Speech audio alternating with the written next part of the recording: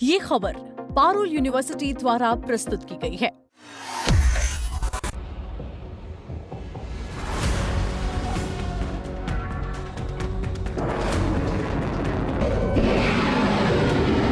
Iran के हमले में 2 अमेरिकी सैनिकों की जान गई है। ट्रंप ने इस घटना पर अपना बड़ा बयान दिया है। ट्रंप ने इसे बहुत दुखद बात कहा है। ईरान ने इसे ऑपरेशन लाइटिंग का नाम दिया है। नमस्कार, मेरा नाम है अंशुल शर्मा और आप देख रहे हैं दैनिक जागरण। जॉर्डन में हुए ईरानी हमलों में 2 अमेरिकी सैनिकों की मौत हो गई है। अमेरिकी राष्ट्रपति डोनाल्ड ट्रंप ने इस घटना पर गहरी संवेदना व्यक्त करते हुए इसे एक बेहद दुखद बात करार दिया है।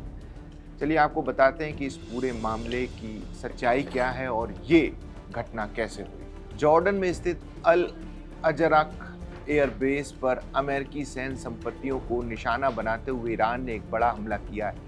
यह हमला उस समय हुआ जब अमेरिकी सेंट्रल कमांड यानी सेटकॉम और सहयोगी बल ईरान की ओर से की जा रही बैलिस्टिक मिसाइलों और ड्रोनों की बौछार के खिलाफ बचाव कर रहे थे। इसी दौरान अपने कर्तव्यों का पालन करते हुए 2 अमेरिकी सैनिक मारे गए। हालात इतने खराब हो गए कि 4 अन्य अमेरिकी सैनिकों को घायल अवस्था में अस्पताल ले जाना पड़ा। हालांकि राहत की बात सिर्फ इतनी है कि उन चारों को इलाज के बाद अब अस्पताल से छुट्टी दे दी गई है। इस हमले में एक अमेरिकी सेवा सदस्य के अभी भी लापता होने की खबर है, जिसके बाद से सर्च ऑपरेशन जारी है।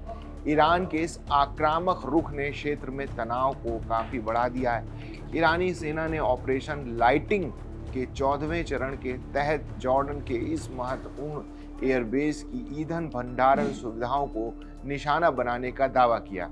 जॉर्डन के अलावा कुवैत में भी अमेरिकी ठिकानों पर हमले किए गए। दुखद घटना के बाद राष्ट्रपति डोनाल्ड ट्रंप ने अपना दुख जाहिर किया। उन्होंने साफ शब्दों में कहा है कि ये बहुत दुखद बात है।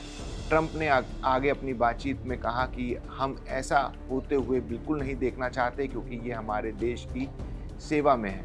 उनके मुताबिक ये घटना उन जोखिमों की याद दिलाती जो हमारे देश की सेवा करने वाले हर सैनिकों को हर दिन उठाने पड़ते हैं। अपनी बात को आगे बढ़ाते हुए ट्रंप ने एक बार फिर ईरान को लेकर अपनी सख्त नीति दोहराई है।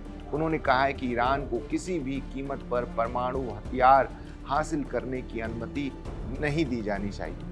ट्रंप का ये बयान ऐसे समय आया है जब अमेरिका और ईरान के बीच सैन्य संघर्ष काफ़ी बढ़ता हुआ दिख रहा है। उनका ये बयान अमेरिकी सैनिकों की शहादत के प्रति सम्मान और ईरान के खिलाफ उनकी पुरानी नीति का एक मिश्रण है, जिसने एक बार फिर इस बहस को जन्म दे दिया है कि ईरान के साथ अमेरिका का ये टकराव किस दिशा में आगे बढ़ेगा।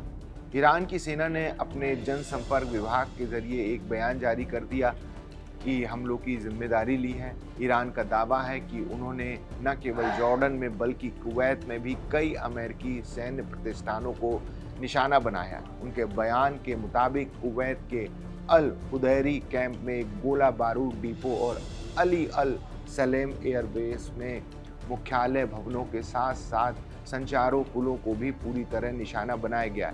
ये हमले अचानक नहीं हुए, बल्कि ये अमेरिकी बलों द्वारा ईरान के खिलाफ सैन्य हमलों का जवाब है। ये सैन्य अभियानों की लगातार 7वीं रात थी, जिससे ये साफ होता है कि ये संघर्ष कितना गहरा होता जा रहा है।